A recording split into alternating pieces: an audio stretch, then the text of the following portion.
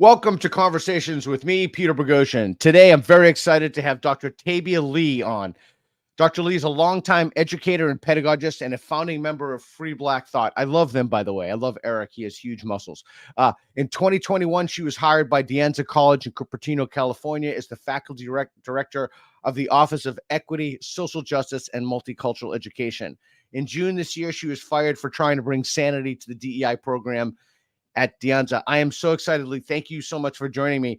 I think the audience is really going to enjoy your stories. I found the stuff you've written absolutely fascinating on this. So before we get in, just give us a little bit. Tell us about your background and let's start there. Tell us about your background.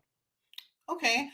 So I always tell people, Peter, that I'm a lifelong educator. I have been involved in education and teaching and being a peer tutor since I was in elementary school.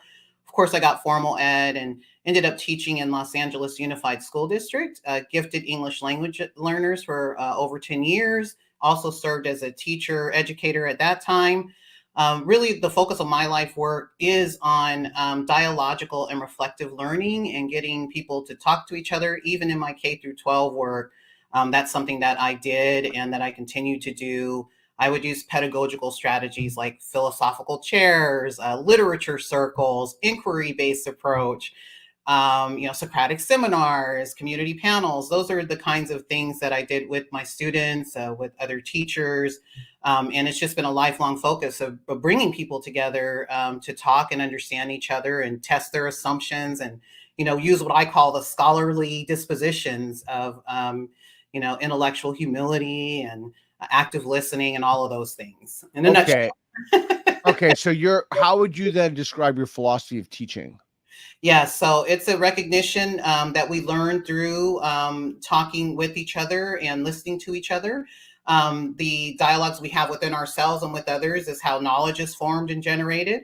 And so I really do emphasize and focus on, understanding, testing of assumptions, having objectivity in your thinking. Wow. So that would be, what I've always taught and valued and taught my students to seek multiple perspectives, seek things that challenge your assumptions. Wow, there's so much there. That's just excellent. Okay, so that's going to be super helpful when we get into the meat of this. So you started receiving media attention a few months ago. Mhm. So just so that if people haven't heard your story, it's just absolutely fascinating about what happened to you at DeAnza College. You were hired in 2021 as the faculty director for the Office of Equity, Social Justice, and Multicultural Education. So basically a DEI office.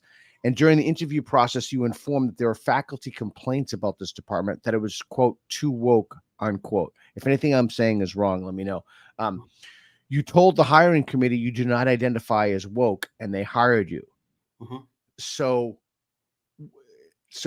give us a behind, like, explain this process. So, like, give us a behind the scenes.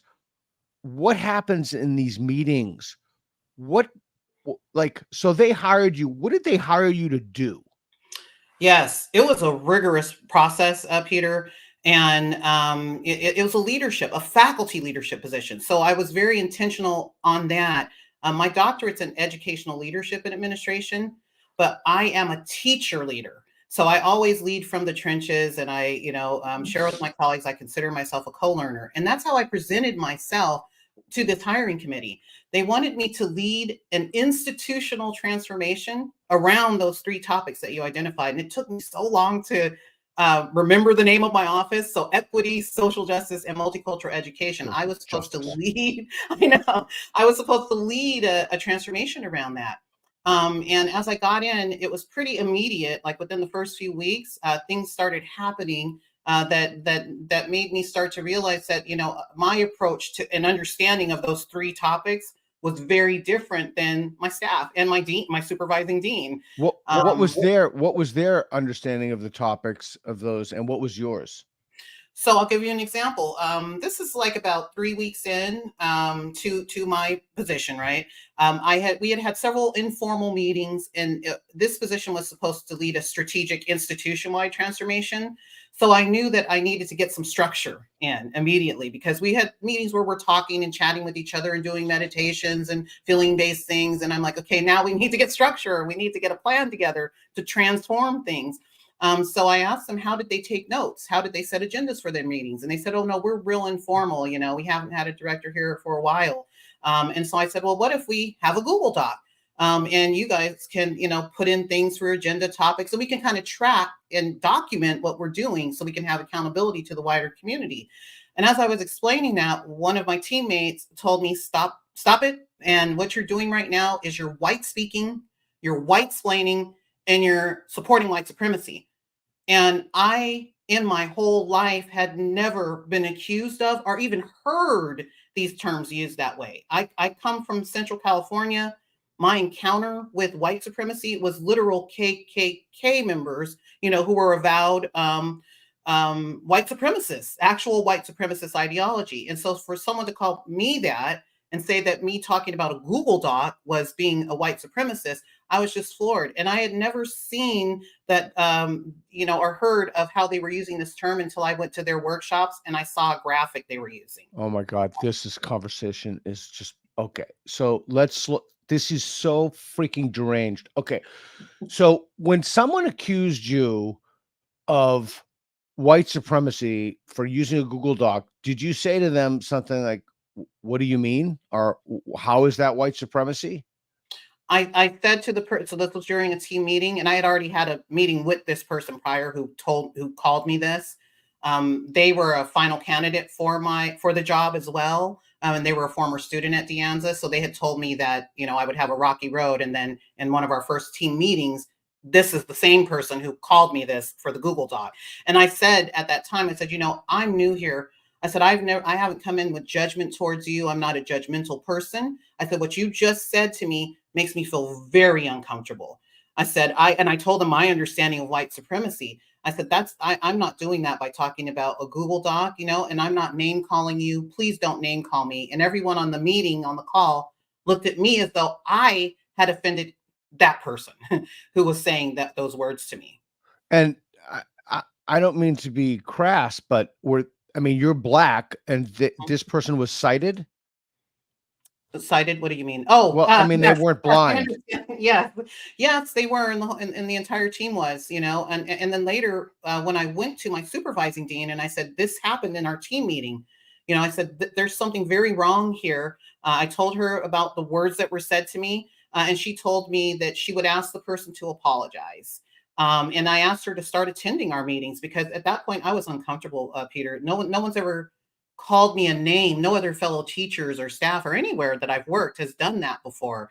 And instead of coming in and ensuring like fairness in the conversations, the dean ended up doubling down and inviting me to Decentering Whiteness workshops and so forth. And it was just clear from the beginning, like, oh, I'm not, I have a different understanding of social justice. And so these are things that I've had to work out with myself. I realized critical social justice and my approach were so different. And that the critical social justice proponents, they were not willing to coexist with me. They wanted me gone immediately, just for not adhering or, you know, doing the signals of fidelity that they were engaged in. Okay. So what? So we really have to slow down. There's just so much here. So what problems are they trying to solve? Like, if you gave them a wand and you said, "Listen, here's a magic wand. Wave the wand. What are you solving?" What would they say? I could only go by their actions, Peter. And what I saw them doing was doing things like capitalizing Black, lowercasing white. I saw them anytime white people were mentioned. They would say, we don't focus on that here. We are focused on decentering whiteness. I asked them, what is that? They said that's elevating BIPOC people. So BIPOC means Black, Indigenous people of color. And that is what they wanted the focus of the entire institution to be. And then when I pointed out that white enrollment was dive bombing during that time, I said, maybe it's the strategies that we're using and we're alienating whole groups of people. And that didn't matter. They said they wanted to make safe spaces for BIPOC people only. That means the LGBTQ community, the Women, Gender, and Sexuality Center should only be focused on BIPOC, LGBTQ identifying people. That means that all the resources in the office and the office itself should only serve BIPOC people. And that was their perspective. They wanted to make a world and a universe where BIPOC people were dominant, and white people and others would pay for the wrongs that have been done to BIPOC people. It's very vengeance and grievance. Equity. It's equity based. Yeah. Okay. So when you're in these meetings, so give us a behind the scene. So now we know what they're like. You're in these meetings, and what are people talking about in these meetings? Are they like completely unhinged? Is their public behavior and their private behavior the same, or like what happens in these meetings? So, like, what are they saying to each other? Their public and private behavior was the same, Peter. And when I would follow up after meetings and say, hey, we as a team need to do some nonviolent communication with each other, because there was name calling, there was intimidation, there was never all the skills and tools that I had used and learned for dialoguing were out the window. When I would bring up, when community members would come to us and say, our community, for example, the Jewish community was one that came to the Equity Action Council and asked us to make changes and to make the school a more inviting place for students of Jewish ethnicity. They said, we're not doing that. We're not going to change our website. We already have Black Lives Matter up there. We have anti-Asian hate up there. White people, Jewish people are white people. They are oppressors. They don't deserve our attention, I was told. We don't need to do any anti-Semitism education or Holocaust education. Those are white oppressors. That was their perspective. Yeah, I've found that they're virulent anti-Semites, virtually the whole lot of them. Okay, so you're in these meetings, and a sea of deranged people in a socially dysfunctional environment, discharging a mission, like the president of Portland State said that social justice, I can't read, if you could pull up the exact quotation, it'd be great, is the highest priority of the institution, the highest priority. So it seems like their highest priority was the elevation of BIPOC voices at the expense of other voices. So let's go back to this idea. So you're in this meeting, and like, what's it like? Like, what are people saying to each other? Well, I mean, are they like dancing around, rain dancing, a power? Like, what are they doing? Are they like, groaning at each other? Do they? I mean, are they against language and words, because that's a colon? I mean, what are they doing? Like, how do they function in a meeting? Do they have, like, I don't know, prayer match? I mean, what do they do in these meetings? The meetings are the Equity Action Council, which is this same group of people, was the most non-action focused group I've ever seen. It'd be 2-hour meetings, Peter. We would do acknowledgements, we would do appreciations, we would do, how are you feeling? What's happening in your office? How are you decentering whiteness? Yeah, things like that.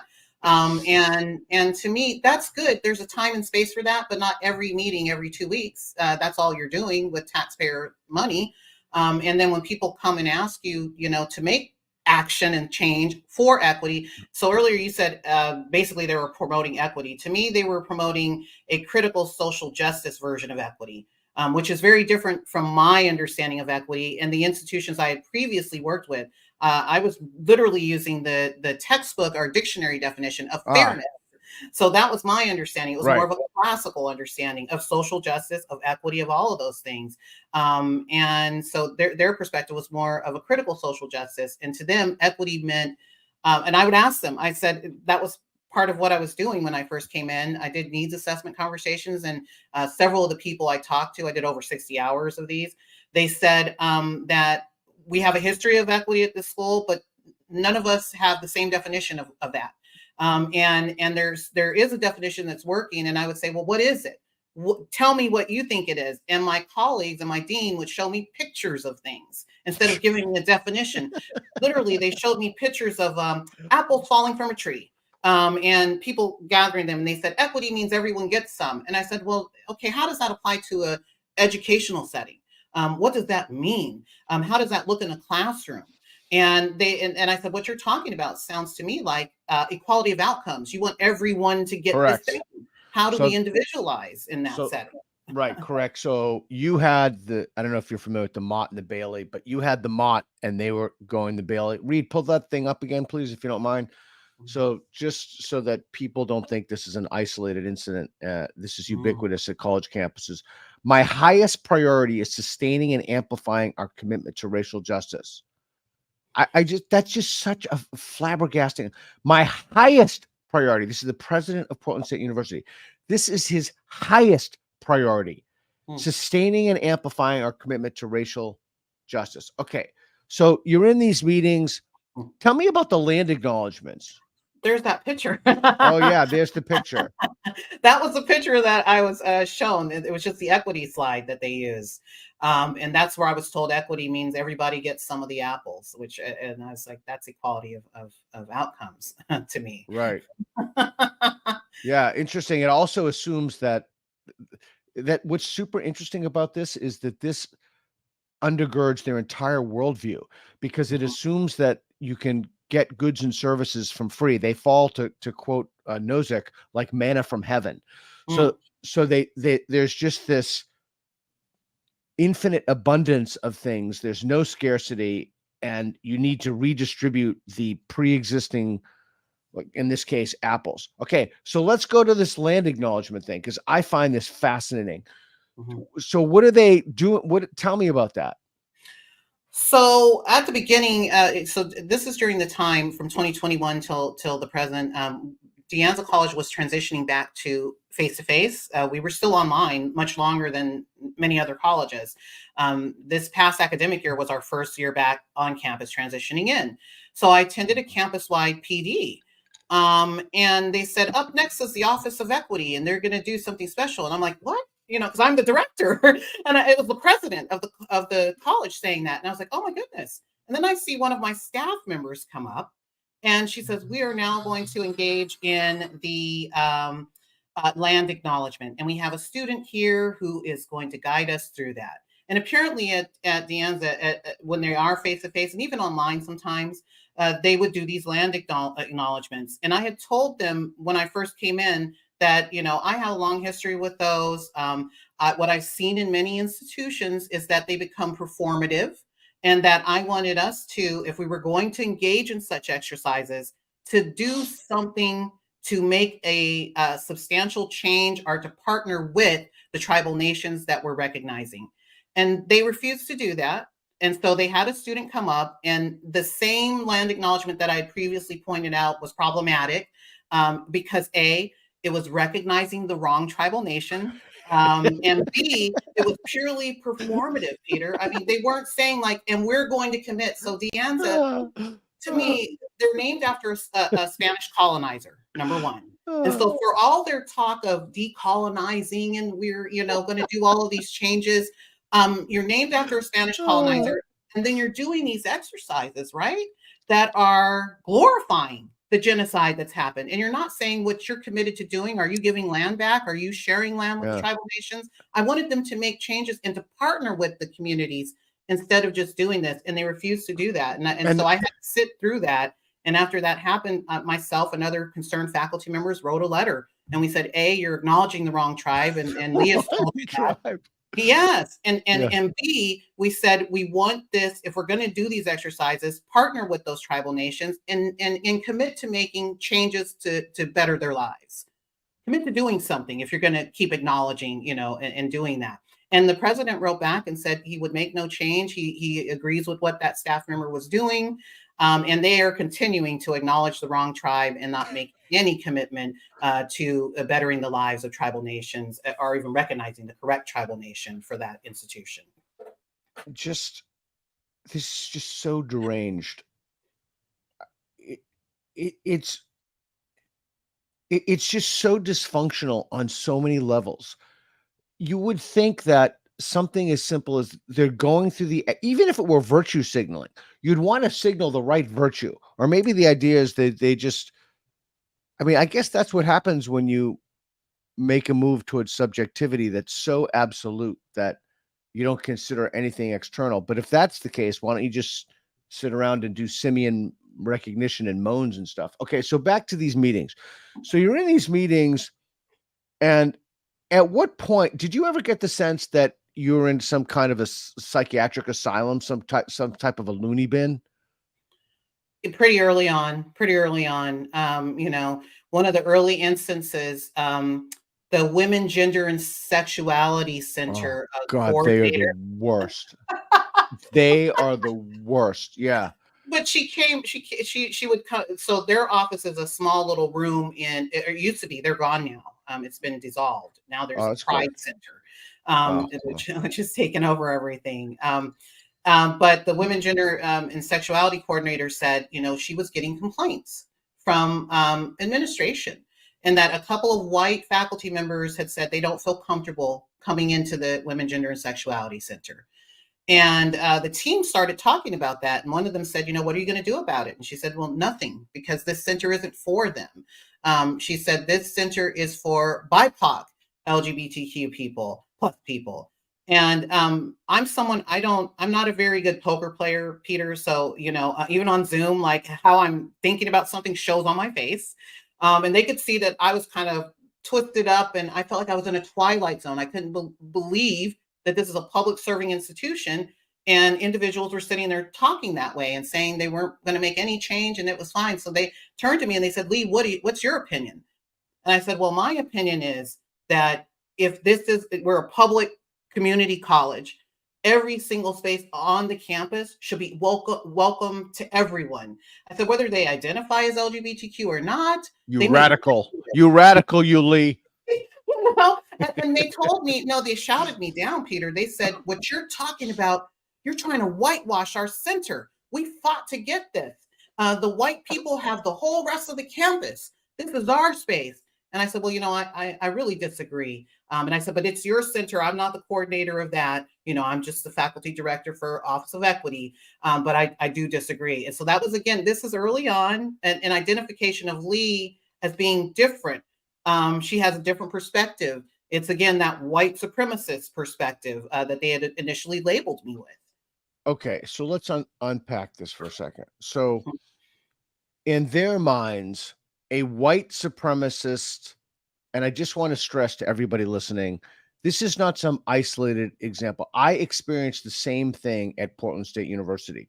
It was literally as if a kind of madness, if you're more comfortable thinking a mimetic virus, as Gad Sad talk about, an idea pathogen, it had literally taken over the cognitions of otherwise normal and sane people. Mhm. So you're in this, again, I hate to mention this again, but it's relevant here. You're black. You're not a blonde-haired, blue-eyed, swastika-wearing person who's goose stepping on campus. Mm-hmm.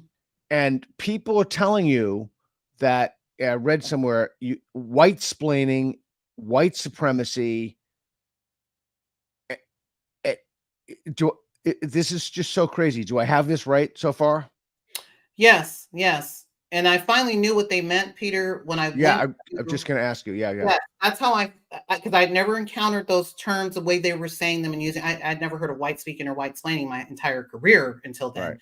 Right. But I saw a slide that my dean would put up, my fellow office members would put up, and not just them, but at other community colleges, this slide was being used. Because I'm a PD addict. I like to learn. And so I saw it over and over again. And one time it had a citation. And I, of course, went immediately to it. And I found it was Tema Okun. It's called White Supremacy Culture. And there were these poison bottles. And it says things like being on time, being objective, the written word, all of these kind of, they seem like personality characteristics, individualism, a sense of urgency, like characteristics of that were listed. I'm sorry to interrupt you. I would like to, if it's okay with you, I'd like to unpack those because this seems to be central in the story. So if it's okay, pull those up there, make the bigger. And can you just read those in your own voice to us? Yes, so we're seeing a zoom in there. So either or thinking, which is ironic because that's what they do a lot of. Worship of the written word, objectivity, individualism, quantity over quality, power hoarding, fear of open conflict, defensiveness, paternalism, a sense of urgency. Progress is bigger or better. Belief in one right way, that's another irony because that's what they were promoting, telling me that there's only one way to do equity work. Right. They These are never define it. these are the iron laws of woke rejection. All right, keep going. Right to comfort and perfectionism. And it says there, a poison, symptoms and antidotes are available at that site, and don't breathe it in. Don't do these things. And so they pass that sheet of derangement out to whom? No, this will be a slide in every Uh, meeting. yeah, That's referred to. Yeah. I'm sorry. So that was a slide, and Mhm. they were showing the slide. Who were they showing the slide to? Any professional development that's done for the institution, faculty wide. So when faculty has to come and you have flex days that you're mandated to attend, that slide is there. It's the fulcrum of the conversation of the session, whatever the session is. Another thing they were talking about was race lighting. This is an idea that like gaslighting, but it's applied only to BIPOC people. It's something that only BIPOC people are subjected to. And that was a big promotion during Now, faculty PD. can you please explain that to us? Yes. So this is an idea. It's not funny, but the person who made this up is now the president of Sacramento State University. They were promoted for their contributions. It is an idea that BIPOC people are subjected to being to gaslighting by white people or others when they attempt to assert their right to exist. That's it in a so it can't go the reverse way. It's only BIPOC people that can Because of experience the it. power. Yeah. Right. So, the good thing about opting out of the law of non-contradiction is that you could literally think anything about anything. So, did anybody point out to them that they're against objectivity, but yet that they're professing objectivity about the fact that they know that these values are morally wrong or white? Or did anybody point out any of the blatant contradictions that a fourth grader could see from the slide? Yes, I did, and I was terminated. I was immediately signaled and identified for termination. My first year in, a group of these individuals, supported by their ideology, went to the board of trustees and demanded my immediate termination. They spent 15 minutes. Each of them got to speak, so they did a public comment, and each person got 3 minutes. 5 people, and they talked about Dr. Lee and how she was undermining equity progress and elevating groups that shouldn't be elevated and ruining everything that they had accomplished. And they wanted me to be fired immediately. That was my first year at DeAnza that happened. And they wanted you to be fired, and I don't want to put words in your mouth because I'm trying to understand this. Mhm. They wanted you to be fired because they thought that you were contributing to a culture of white supremacy and undermining equity work. Yes, that and those were the statements that they made. These are recorded statements available on public record. And these individuals, hadn't come to talk to me. They hadn't, said, "Hey, Lee, is this what you mean?"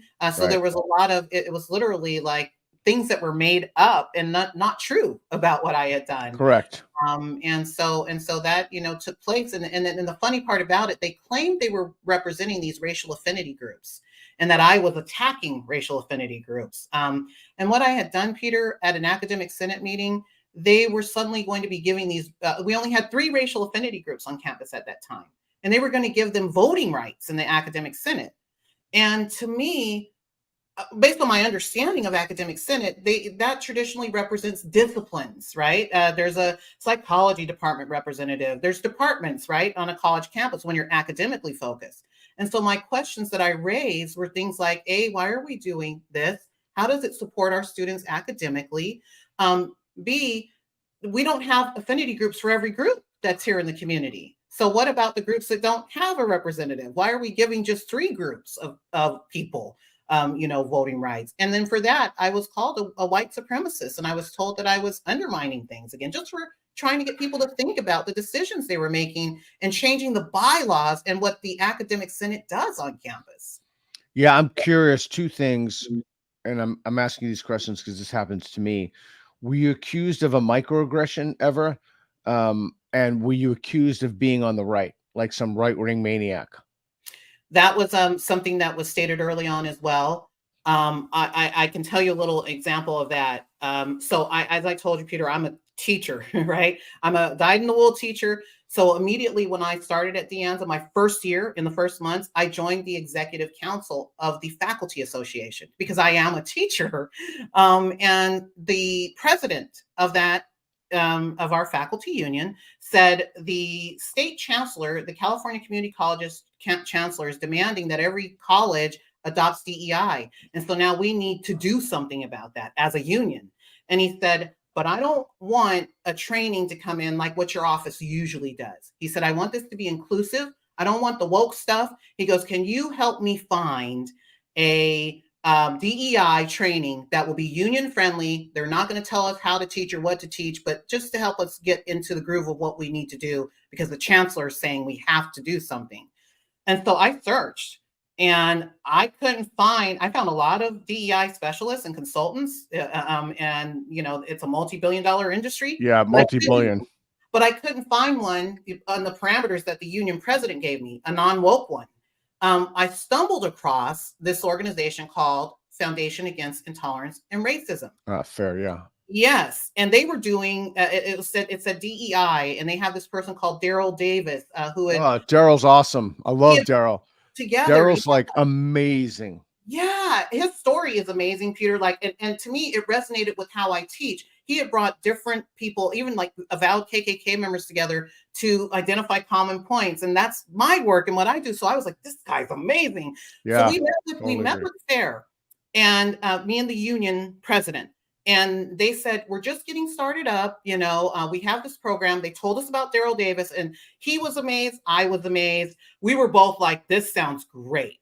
They're not going to talk to us about implicit bias. They're going to talk to us about cognitive bias, instead. And so my union president was like, let's bring it to the council and have them vote on it. We brought it to the council.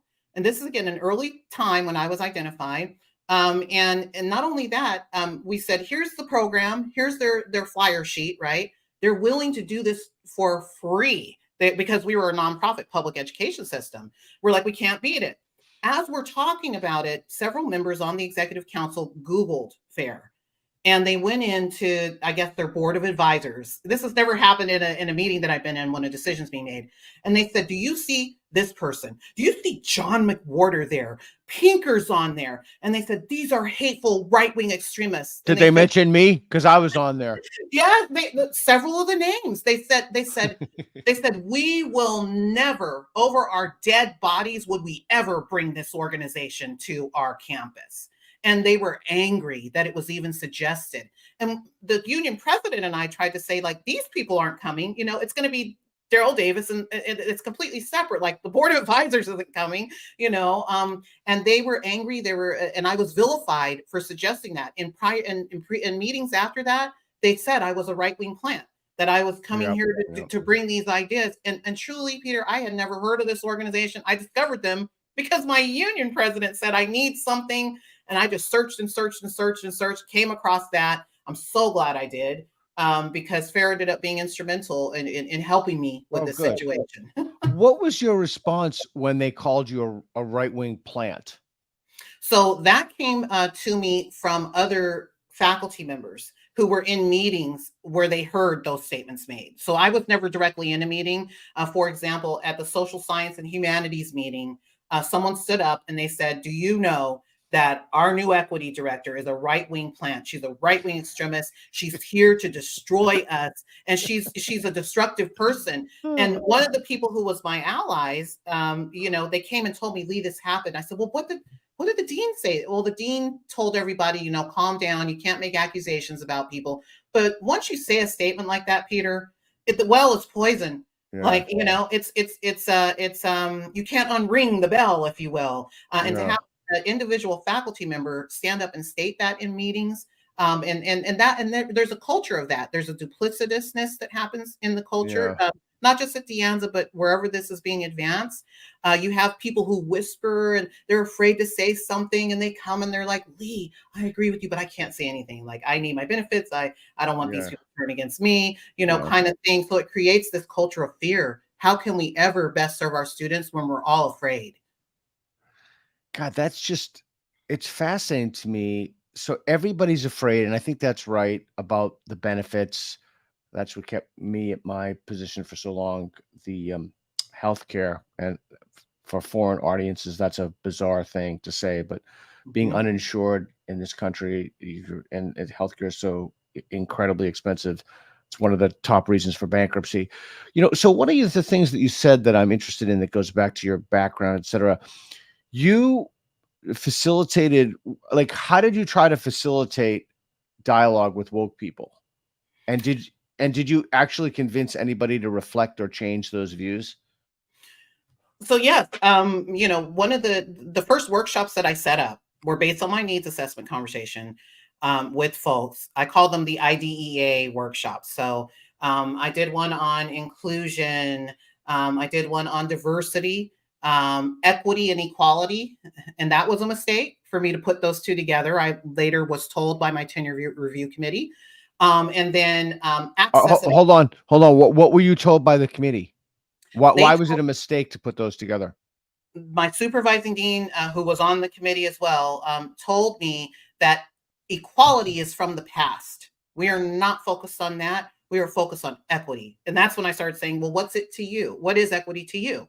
And that's when I was shown the pictures of the apples and so forth, and told that that was what it meant.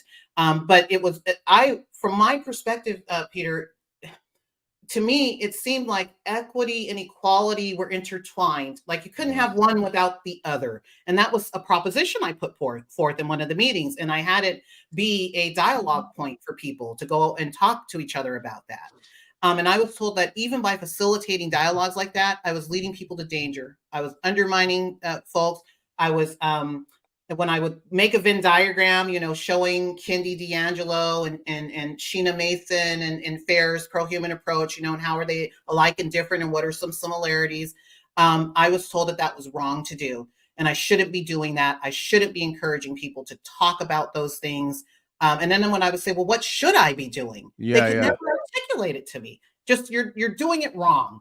We're not going to tell you what you should be doing. You're just not doing what we asked, what What we wanted you to do. did you ask them what the danger you were leading people to? What Yes. is the danger? Yeah, what did they say? What's the danger? So one of my tenure review committee members, we got into a heated discussion after they observed one of my workshops, and they were making that statement to me, saying, "You're a danger, and what you're doing is a danger." And I said, "How is it dangerous to get people Yeah. to look at different perspectives and to know that there's many ways to do the work?" I said, "Do you think on this campus that everyone is aligned with what you're doing and they have your particular philosophy?" And they said, "No." And I said, "Okay, so what I'm trying to do, and what I've been successful at, is getting people who were never involved in the equity office work. They had never engaged with it because they thought it was toxic. It was so woke." I said, "I'm bringing those people out of the woodworks, and they're coming and they're dialoguing and they're talking and we're identifying common points." I said, "How is that a danger?" And Yeah. they said, "It's wrong for you to do that. You shouldn't be talking about these different scholars." And they told me, "And watch who you cite, because I've seen your citations and you have a whole bunch of people from the right on there." And I told them, "You know what? I read everything. I'm a sponge. And what I try to do is share my references with everyone else so they can do the same steps I did to get this exercise together. They can do it themselves and see what resonates with them."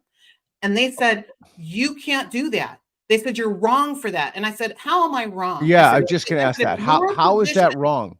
yeah, and they wouldn't articulate that, but I said, "If your position has any merit, it can withstand being compared to 100%. different perspectives." I said, "What you're telling me is epistemologically, it's empty underneath the hood there, and you're afraid of that being exposed." I said, "And that's wrong." I said, I think it's leading people to danger to pretend that, there's not other ways to do this, and that there's not multiple ways of doing this kind of work. I said, that's the danger to me. So we could never agree. I had meetings shut down. This person Okay, started hold on, hold on. And what did they say when you said that?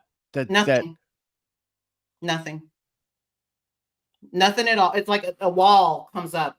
And that person actually is the one who got into the profanity, using profanity with me, telling me they didn't give a F about that, and damn this and that. It was just really unprofessional, and they ended up ending the meeting. So there's no want to dialogue. There's no want to hear those perspectives, and even on a one-to-one, just there was a want for me to just say, oh, okay, you're right, I've made a mistake. But I wouldn't do that. I said, no, I haven't made a mistake.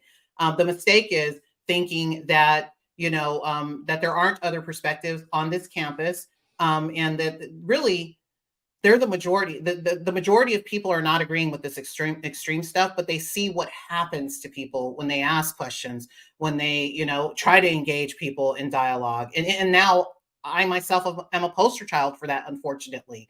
And it's just going to create an environment where everyone says, all right, we just let them do what they do. It's a surrender. There's a lack of moral courage. And it's not, I don't mean that to down my colleagues, Peter.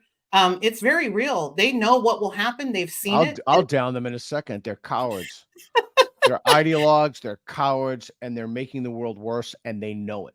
Most of them, not all of them. Some of them are true believers, but yeah. Mm-hmm. Mm-hmm. So, okay. So this sounds like it just truly this. So what's amazing to me about this is that you could have just stayed, taken the money. I assume that the position paid well. You could have just stayed there, forwarded the party line, but you decided not to. You decided that this is just too crazy, too insane. Do you have any other cool stories? People always ask me like, oh, what is cool stories? And I tell people cool stories and they're like, oh, there's no way that happened. That's too crazy. Do you have any other cool stories that you can tell us? So like interactions or stuff you said and stuff they said, or like crazy diagrams like that against, Peter, there's so many every day. There was something that happened. And it's funny what you just said, because I had mentors who were working with me, and, who were members of a racial affinity group that I was a part of, because I realized these were like gangs and you better join in, and to have community around you. They told me, they said, Lee, just be quiet. They said, don't ask another question.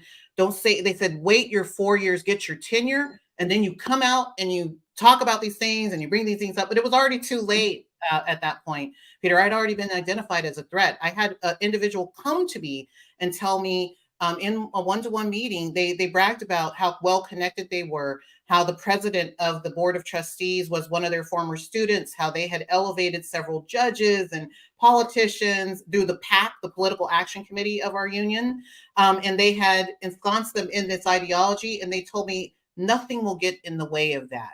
We won't let anything tear that down. And this was before I even held my first workshop. So I was identified as a threat to these individuals immediately, just from my profile, I guess, of being dialogically focused, reflective learning. Someone Googled me and they said, this person's no good for this. And I didn't know at the beginning, that I was the enemy from the start.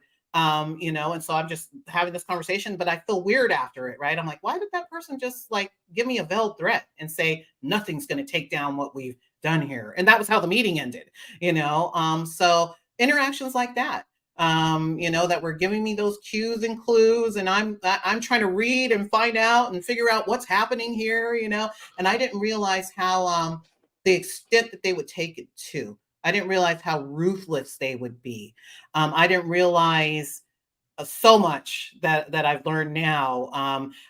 On my birthday, a book by James Lindsay came out. It's called I usually have it here. I'm packing. I'm in the middle of a move.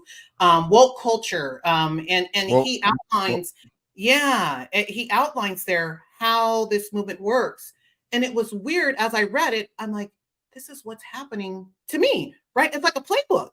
And I'm like, and that book helped me to understand like where I was, what was happening. And then I just started reading more and expanding my knowledge and then sharing that immediately with folks. And you found James Lindsay's work helpful. That particular book. You found that it tracked your experiences. Yes. The things that were happening mirrored some of the situations and scenarios that he was warning people about and trying to, prepare people to encounter that kind of environment. But it had already happened for me. He talked about agenda setting and how that's against the thing. And I was like, okay, so now it's making sense. I didn't know there was a whole group of people who have problems with agendas and, and being organized and writing things down and So how would you respond when counter woke. I'm sorry. Connor Woolcraft, how would you respond when if you heard people call James Lindsay a conspiracy theorist for saying some of the things that comported with your experience? Like, what was there anything? So there's the book, Connor Woolcraft. So he's called a conspiracy theorist. Oh, okay. Yeah. So you're surprised by that? No, I'm not. I've seen him on social media. I've seen statements about James Lindsay on social media, but that particular book, that was one that resonated with what I was living through at that time. Okay. I need your help doing something because there are a lot of people, and no matter how much I try to explain this, if we didn't get caught, we wrote I don't know if you know this, but we wrote a bunch of fake papers a long time ago, and we got caught prematurely. If we didn't get caught, I think we would have done a much better job. This was in our plan, but I need help from you to do something right now because I think that I have failed in my explanation, no matter how many times I have attempted to explain this. So can you please, and if you don't want to do this, you certainly don't have to. Can you draw a line for me and for everybody listening to this from the content that is pushed in the DEI offices to the fact? So how does it go from there? And in studies departments, just like gender studies in particular is the worst. How does that go to the administration? How does that go to individual faculty members? And how does that trickle down to students? Okay. Are you comfortable with doing that? Yes. I would say I can only go by my experience that I've seen, my personal experience at DeAnza. This starts in the upper echelons. It starts in administration and aligned faculty members, and they're not the majority. They're just a very vocal minority. But they have the full support of senior leadership. And when they bring ideas like, let's do our educational master plan, let's start capitalizing Black and white. That happened during my tenure. They say, yeah, let's do that because we're decentering whiteness, and that's what we're going to do here at this institution. So it starts with these small groups. They are very well organized. They are coordinated. They are in harmony in terms of how they view the world and how they understand it. Now, some politicians and folks, they call it woke, they call it critical race theory, they call it a bunch of different things. What I've come to understand it to be is critical social justice. That is the issue at hand in many schools and institutions. Whenever we're talking about racial justice, racial equity, all of those kind of things, it's usually through a critical social justice lens. What do I mean by that? There's a great definition being displayed right now, that intersectional struggle. We must dismantle oppression and power. We have to, as a society, what we want to manifest is a equality of outcomes in every meaning of that. Okay, so a classical social justice approach is not focused on such things. It has a space for human agency, for human will, for creativity. There's an emphasis on equality of opportunity, which is different from equality of outcomes.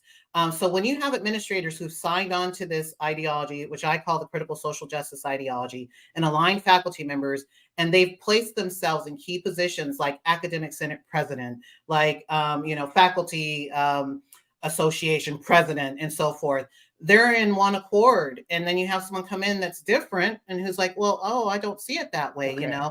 I believe in freedom, and so forth, that kind of thing. So just so that everyone says, the last diagram Reed showed was from Tim Urban's What's Our Problem? So it goes from, let's see if we can make that line super clear. It goes from DEI offices. You didn't mention this, but is it fair to say bodies of literature in departments like gender studies. How does that get in? How does it then go? Okay, let's even take a step back from that. So you in the DEI office, did the DEI office do anything to change institutional policy? Yes, it did. Okay. So if you could think of something, what like just one thing. What the previous example I gave, that was being led by staff members and my supervising dean. So the educational master plan is the North Star of an institution. It says what we're going to focus on for the next 5 years, institution wide, across departments, across everything. They inserted that racialized language of capitalizing black and white. Okay, that's a good example. Decentering whiteness. Okay, and so it goes from there, and it's in emails, it's in online materials, it's in materials for faculty training, it's in materials for it's institutionalized, in other words. Yeah. And then it goes from, for example, faculty meetings, and then the faculty then, just to use this one example, when they teach this as something that is incorporated into their educational plan. Is that fair? Is that a straight line? Is that fair to say? Yes, it is. And I can speak to this, Peter, on Please. the California Community Colleges system. The chancellor of the whole system, which is over 100 colleges, has said we will focus on anti-racism. They have not defined that. And when it comes down, they've said that teachers will be evaluated on those standards now too. So they're putting it into the faculty evaluation. They're getting no pushback from the faculty. You would think your faculty union would say, hey, no, you're infringing upon our academic freedom. Academic freedom has been deemed an enemy. They say, don't let academic freedom, corrupt what we're trying to do with this anti-racist work. What philosophers are you using? They won't identify it. But I can tell you, because I've read their citations, Kendi, D'Angelo, I call them neo-reconstructionists. That's the default in many of our educational institutions. Okay. What my work was doing, which was so dangerous, was saying there's other ways to do this that are, more human-based and inclusive and and different from discriminating against people in the name of equity, and that we could take a different path. Everyone is what I was doing, and that was the danger, saying there is a different path. Okay. So maybe I'm just too obsessed with this, but I just want to make sure I'm clear. I loved your point about promotion and tenure, et cetera. What is your work? So there's a built-in incentivization structure for people to, buy in, or people to promote is much better. And so they then teach this, the faculty teach this in the highest form of the purpose of the university is racial justice or equity, or whatever derangement you want to say, or off mission statement, which is the new mission. And then they teach that to kids. And then those kids get out, they have degrees, and then they go in to be either leaders or themselves administrators. And they take the language, the verbiage, the capitalization, they take everything with them, because they, in spite of all the protestations against objectivity, because they learn these things as true. And they take these with them into their lives, their homes, their families, their jobs, and then it percolates into the society. So would you say that that's a fair characterization of the line from DEI offices to administrative policies to faculty to classroom situations, education, out to the real world? Absolutely. And in many situations, Peter, what we see is like the person who my job was supposed to belong to, they were a former student, and some of my tenure review committees were their mentors. And so I got to see the fruits of their labor in being called a white supremacist and white speaking and white splaining. So they take students, they employ those students, and then they've indoctrinated them into the ideology, and then they become professionals who get promoted up the ranks into deans, presidents, and so forth. It's a lot of nepotism in terms of ideological nepotism, making sure that we've screened the person, they're an insider, they believe what we believe, they're not going to deviate from it, they're invested in it because now we're paying them to keep believing in it and promoting it, and it's truly a tragedy, and it's not just that institution, but it's throughout the system working that way. So, would it be fair to say that to disrupt that pipeline, one would need to get it at its source? And it seems to me to be blatantly obvious that its source is DEI offices. I've heard that argument made. That's But what in this, Rufo is trying to do. yeah, I'm familiar with his work as well. And there are people who say DEI is DIE and so forth. But that's just the latest iteration of training. It's the newest name of trainings that have existed in these spaces for many years, I would say. And so I don't know if that's the right avenue, because in this instance, it's literally come from the chancellor's office, and their minions who are out in place in the academic senates and so forth. And that's why academic senates and faculty unions are no longer doing what they should do. They are now ideological proponents instead of protecting everybody. Correct. I've often thought, and I could certainly be wrong about this, but I've often thought that one of the problems of this is that university governance has taken a very similar economic pay structure and incentivization model from private businesses. And so they pay the deans. I think I could be wrong about this, but I think the deans were making well over $350,000 years ago at Portland State. And it is a built-in disincentivization mechanism for people to say, hey, wait a minute, what are we doing here? Like, because everyone wants to retain those very, very high salaries. And usually they come with parking spaces at the elite levels, like chancellors, provosts, etc. And it was always, I don't know. I again, I'm just kind of thinking out loud here, but it would seem that because, and as you say, your former institution was a public institution, it would seem that there are additional ethical questions with paying people exorbitant salaries, independent of whether or not one agrees with the mission of the institution. That just seems to be, it seems to disincentivize people to stand up to mobs. I would absolutely say that, and the mangling of the language, the linguistic manipulation is key to this, to what they're doing. Thank you. Thank you so much. I've been screaming about that since literally 2015. I cannot possibly thank you. Or 2000, no, before that, 2014 is when we published Privilege: The Original Sin. So yeah, I can't thank you enough for that. But tell me what you mean by that, because I think that this is the way people get hoodwinked by this madness. Yes, so common words that you and I would use, like diversity and equity, they now have a new definition under the ideological understanding. I mentioned before, capitalizing Black, lowercasing white. Another thing, I don't know if they did this in your institution, but at our institution, the state of California has racial designators that they use for groups of people. And they're like Hispanic, Latino, Filipino. At our school, what our Office of Research does is, and I uncovered this and started wanting to get people to talk about it, because I was genuinely curious why we were doing that, why we were renaming Hispanic and Latino to Latinx or Latinx, or however they say it. It's not pronounceable in the Spanish language. Why they were renaming Filipino to Philippines or Filipinx, or why were they putting these X's at the end of every name? Yes, and that's not what, from the state of California, when we get our student data, it's not that way.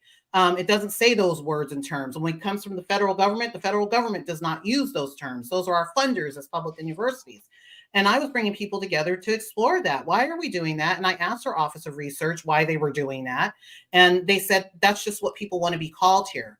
And then I would go to people and I would say, was there a student body government resolution? Was there an academic senate resolution? Was there a board of trustees resolution? No one could point to where this came from. So they insert things like that. It's small, but it's a significant change, right? We start Xing people and groups of people against their will. And from my perspective, I'm a TESOL teacher. That's teaching English to speakers of other languages. I've always taught teachers to value the home culture and language of groups of people. And so to see whole groups of people being renamed without their consent and without anyone being able to point to me why, I uncovered that we have a group called the RP Group, and they're funded by the Bill and Melinda Gates Foundation a lot. And these offices of research in the California community college system are often affiliated with that group. They go to trainings on decentering whiteness for those groups. So it comes through these external funders and people who are placed in these key positions, and they're telling students. So when I take a student survey there, I have an option to choose Black, white, Latinx, Philippines. They've renamed it. And so they're shaping the reality of students by even putting that in surveys, by renaming whole groups of people. I went to another meeting. They were saying, we're all going to start using pronouns now. They should be in your email signature. This is the Pride Center, coming from the Pride Center.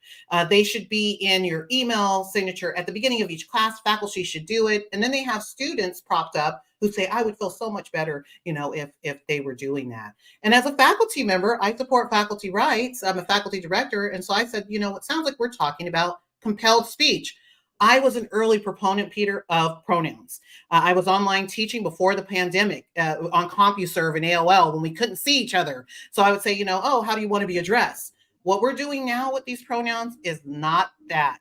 It is signaling a fidelity to an ideology. The Latinx, Philippines, pronouns, all of these things, when you're seeing them in your institutions, if someone's listening to this, that's your signal that there is an ideological capture there and it's problematic and you need to start pushing back on it. And me saying, I had when I came in, I dutifully had my pronouns in. But when they started talking about put it on your syllabus, everyone, say it in the start of class. At the start of each session, you should be talking to people about that. I said, as an equity, director, I want the faculty to know students' names before they know their pronoun and, sexuality. Those are less important. Know my name first. Get to know me as an individual. That's more important to me as a student. And for that, I was deemed someone who was an undesirable. And those are all the signals that when I talk about the linguistic capture, the maiming of the language, the renaming people, demanding that you say this or that, or stand and, make sure that you participate in the land acknowledgement. All of those things are ways to recognize what's happening. Okay, so let's unpack something you've said a few times because I think it's very, very important. Decentering whiteness. You, if you don't mind, can you please unpack that? And then I'm going to ask you a few questions about that. I think that's such an important concept. So I can give you an example. When I noticed that, we recognize certain heritage months on campus and others we never spoke of. I wanted to make an environment where every student, even potential students who weren't even there yet, would feel like their culture was recognized too. So I started a Heritage Month work group to start identifying and recognizing, which cultures were we not even paying any attention to. We started the first Arab American Heritage Month recognition, Native American Heritage Month recognition, Jewish American Heritage Month recognition. These are all things that have been federally established, but because I had a dean and a staff who was focused on decentering whiteness, they refused to ever recognize those things on the campus. Okay, did you ask them what they meant by decentering whiteness? Yes, they said that we're not elevating white oppressors. White people are oppressors. And okay. This is what I'm looking for. Thank you very much. You said it. This is exactly what I'm looking for. Many people who are what's the best way to say this? Many people who are opposed to the anti-woke space say that decentering whiteness means certain characteristics or traits that are stereotypically opposed or that are stereotypically associated with white people. And they say very explicitly, it's not about white people. And you just said, so is this about white people? Is decentering whiteness about white people? From what I can see and what I've experienced, I would say yes. Yes. Okay. So let's be clear about this. It's racist. I mean, You were a DEI director at a college when people use the phrase decentering whiteness, they are actually talking about white people. They're talking about removing white people. They're talking about identifying people on the basis of their perception about them, removing them from any kind of participatory process in public or intellectual life. This is what decentering whiteness is. Yes, I would 100% agree with that. And I will give you an example again. When I put up the Kendi quote, past discrimination is a remedy for present discrimination, I had a tenure committee member say, that she's offending me because she's talking about my ideology and what I believe the world to be like. And she wrote this, it's in writing. And she shouldn't touch on these sensitive and controversial topics in such a way. And all I did was, and I put this is a direct quote from his work. Prior to my arriving, they had given his book, How to Be an Anti-Racist, to everyone in the district, and distributed it out to everyone. And so that's like their Bible, if you will. That's their orthodoxy. That's what they believe to be the truth. So if you challenge that in any way or try to get people to think about that, should I discriminate against people? Is that the right way? Is that going to, get us to where we want to be as a society? You're not allowed to do that. You're not allowed to ask those questions. Okay, so I find that fascinating on multiple levels, because every time I bring that up, people tell me I don't know what I'm talking about. So you are an insider, and I'm glad you said that. And the idea that, I mean, this stuff is just so completely insane to me. And by the way, did you find any, usually they're very, I don't know, surreptitious isn't the right word, or they're very mindful not to talk about Jews explicitly, but to make inferences to Jews.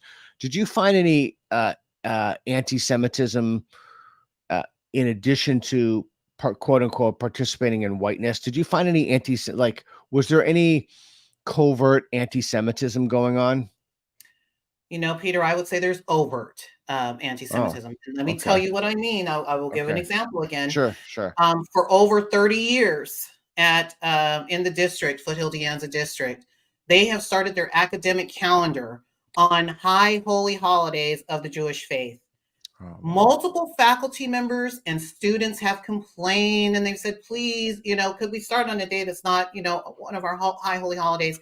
And so when I came in, multiple members from that community came and they said, Lee, this has been a problem for many years. We've been promised, we've been told they wouldn't do it anymore. They keep doing it. So I elevated the dialogue and I said, why are we doing this? I was serving on executive council for faculty. And they would always say it's the faculty, who's doing it. It's not us, administration. So I was serving on executive council and I brought that question up. And I said, why is this happening? We're planning our academic calendars for the next few years. And my Heritage Month work group actually made a multi-faith calendar. And the reason why we did that, so it was a group of students, faculty, staff, campus-wide, not just Lee by herself. I joined people who wanted to do this work. And they said, we made the multi-faith calendar for multiple years, and we gave it to the Faculty Association. We said, please, can we not do that in the coming years as we plan our next 5 years? You know what? This coming academic year, they are starting on Yom Kippur. So it didn't matter that we made a multi-faith calendar. We sent it to the Vice Chancellor of Human Resources, to the Faculty Union, which I served on, to Academic Senate, to student government. And student government said, this is great. We love it. Academic Senate, no, we don't want to turn our school into a religious school. We're not going to even use that as a resource.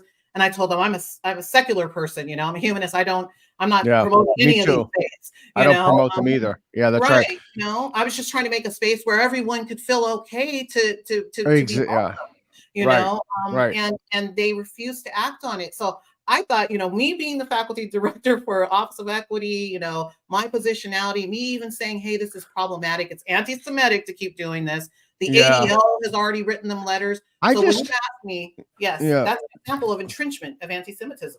Yeah, I mean, I just wish they'd just be honest about it and say, you know what, we hate Jews. We hate Jews. Okay, well, now they're a person I can have a conversation with. You're now honest about your motives. Okay, you hate Jews. Great. All right, great. Now let's talk about that. Yeah. The level of subterfuge about certain things, that being one of them. I remember when Jews were being assaulted in the streets, and I do think that there's a, I mean, it's complicated, and I put out several tweets asking Portland State to condemn the beating of Jews, which Yeah. has absolutely nothing to do with Israel or anything else. We're talking about beating American citizens or Jewish tourists in the streets, and they would do nothing. And it seemed like, but they would put out all these other tweets for all these other groups. But Mhm. I don't know. I find so. Let me tell you. So my understanding from what I've read about you, and if I'm wrong, please correct me immediately, is that you think that these institutions are capable of being saved, the academies. My perception is that we should let them all burn, that we should let them be the making of their undoing and further push themselves into delegitimacy while we build new institutions. And I realize that that is a longer term strategy, and I'm not going to be Pollyanna about that. I understand that. Do you think these institutions are capable of saving?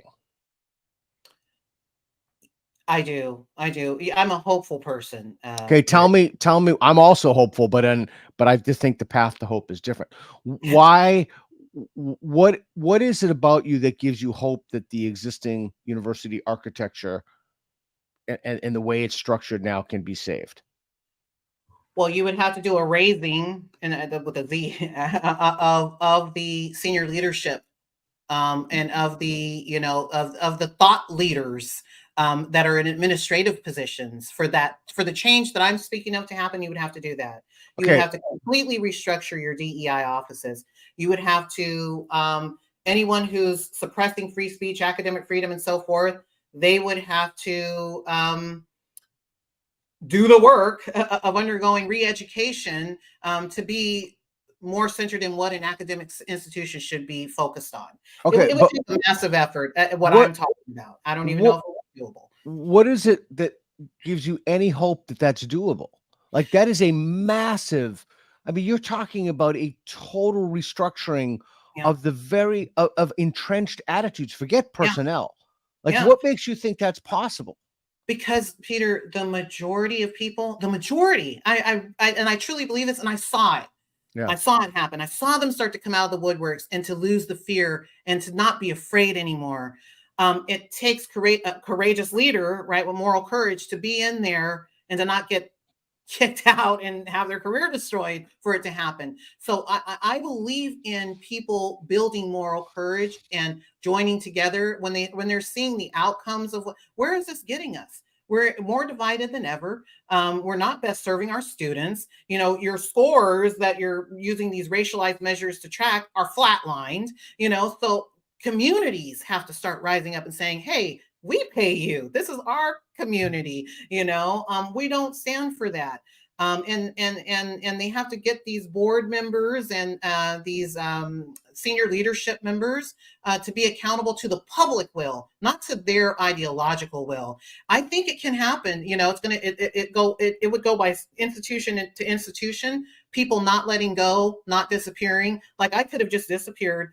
I was told, if you want another tenure track, don't say anything about this in public. I was directly told that. And I weighed for myself, like, what's save myself or save a larger community? And to me, it was more important to advise the larger. I think a lot of people don't know. They Yeah. don't, their eyes are opening. I'm seeing more people going to board meetings. I'm seeing more people asking questions. They want to see curriculum. So I think there's a shift starting to happen.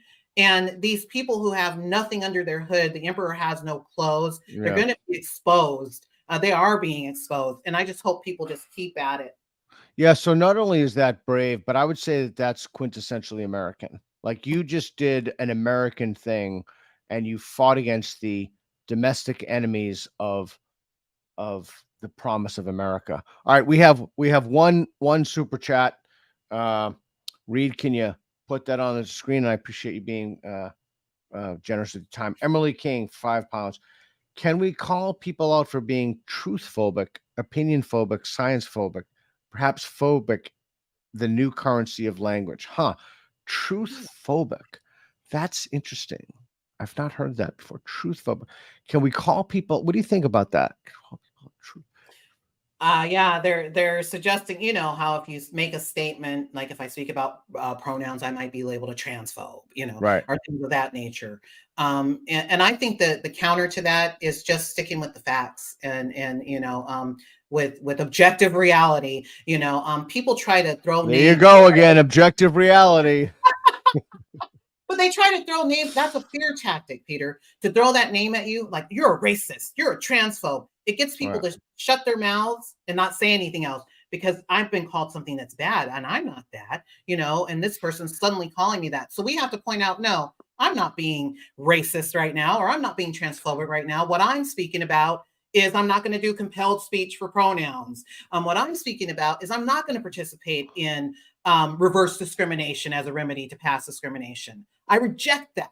Like that's the language people need, and they need to know how to form their comeback. So it scares you when if we were talking, I said, Peter, that was just really racist what you said. It shuts you down, and you're like, ooh, I don't want to say anything else. I'm a bad person suddenly. No, you're not a bad person. So Don't reject that label. okay, let Reed, do me a favor. Remember that thing that we had all those like bottles, that screen, that slide. Reed, could you please pull that up for me, for us? So I wanna end by asking you a question, because I think I will admit that there are certainly some people who agree with this hook, line, and sinker. Oh I yeah. I I I, I when you Mhm. create a culture of fear, it's hard to know what percentage of people you're dealing with. I that I can't tell you, but I think certainly there are people who agree with that. How? Yeah, the bottles one. Read the bottles one. God, everybody needs a Reed. Reed really is the mastermind behind this whole the whole enterprise. Okay, so let's blow that up if you don't mind. Okay, objectivity, either or thinking, individualism, quality, quantity over quality, hard work, open conflict, uh, progress and bigger, defensiveness, sense of urgency. What is that one in the middle there? Uh, yeah, Defensiveness. pull the one up from the Smithsonian if you don't mind. Oh If you, yes, that's I don't know and if that's another slide they would use as well. Those y- slides I've seen both of those slides in professional development for faculty in the community college system. okay, I just want to repeat what you just said. You have Yes, seen these slides personally. You personally have seen these. that one. Yeah. Mhm. Oh, you've seen this one in DEI meetings. Okay, Yes, Reed, Peter. if you don't mind. Okay, so rugged individualism, all right, self-reliance, imagine self-reliance, independence and autonomy are highly valued. I'm thinking of someone in a Yes. wheel, in a like paraplegic. Mhm. Individuals assumed to be in control of their environment. You get your family structure, the nuclear Yes. family, father, Yes. mother, husband is the breadwinner and the head of household, wife is the homemaker, and children should have own rooms, be independent. Yes, Mhm. no, we'll switch to the Vietnamese model. Emphasis on scientific method. This is Mhm. fascinating. Objective, rational, linear thinking, cause and effect relationships, quantitative emphasis, history. Based on Northern Europeans, immigrants' experience in the United States, heavy focus on British Empire, blah, blah. Protestant work ethic. Okay. Hard work is the key to success. Mhm. Work before play. Mhm. Quote, if you didn't meet your goals, you didn't work hard enough. Mhm. Uh, let's go to status, power, and authority. Wealth equals worth. Your job is who you are. Respect authority. That's another Mhm. one that's being undermined, like Yeah. particularly the police. Mhm. Have a heavy value and ownership of goods, space, property. Mhm. Imagine this: plan for the future. Mhm. So future, plan for the future. Delayed gratification. Tomorrow will be better. Time. Follow uh, rigid time schedules. You talked about that, Lee. Mhm. Mhm. Time viewed as a commodity. Time actually is a commodity. Mhm. Aesthetics. Uh, and then, so, okay, so you could just look at this Mhm. and think two things. I'm going to find a financial advisor. One, am I going to go by any of these rules with my money? The second thing is, I have dental pain. Are you going to just decide, oh, well, the scientific method? So I believe that these things are elaborate, sophisticated ruses that the vast majority of people simply do not believe these things. Nobody is going to question the scientific method when they have dental pain or a Mhm, sense of urgency or being, you have dental pain, you schedule an emergency visit for 2 o'clock with the doctor. It's mhm, freaking killing you in your mouth. And the guy's like, well, I'm not into schedules today. We'll get you at 4:15 maybe, or we won't even I'm not even going to give you a time. We're just going to see what happens. And I'm going to take a siesta and I'm going to smoke my piece. But nobody, like, nobody believes that. Nobody looks at that when they have a financial advisor. Nobody, when you go into the bank, says, I'm not into objectivity. When you give somebody a $10 bill, you're expecting 10 ones in exchange. mhm, And nobody's questioning the objectivity of math if they get shortchanged. mhm. So I just don't believe that anyone, okay, so first of all, I also admit that these people are extraordinarily mediocre minds. They're Yeah. extraordinary, and they've trained themselves to willingly dull their faculties, their epistemological, their kind of, Mhm, mhm. they've gone into opposite land. Yeah. Yeah, Um, and the crazy part about it, they would have a doctor in this example. A doctor would weigh, his patient list potentially, and they would see, oh, there's a black woman who has dental pain as well. She'll be prioritized over the white male, right? Because she's experiencing greater struggles according to intersectionality. So we're going to prioritize her pain for an instance. yeah, And that's that's wrong. equity based. Yeah, so That's we're going wrong. to prioritize people whose ancestors have suffered traditionally. Okay, you've been Right. super generous with your time, Lee, and I really, really appreciate it. I want to really plug Free Black Thought. I think Eric with a C is wonderfully such a great guy to hang out with too. Could you tell us Mhm. a little bit about Free Black Thought, please? Yes, Free Black Thought. Our president is Dr. Eric Smith. He is just an amazing individual. A group of us are part of the board. I'm one of the co-founders.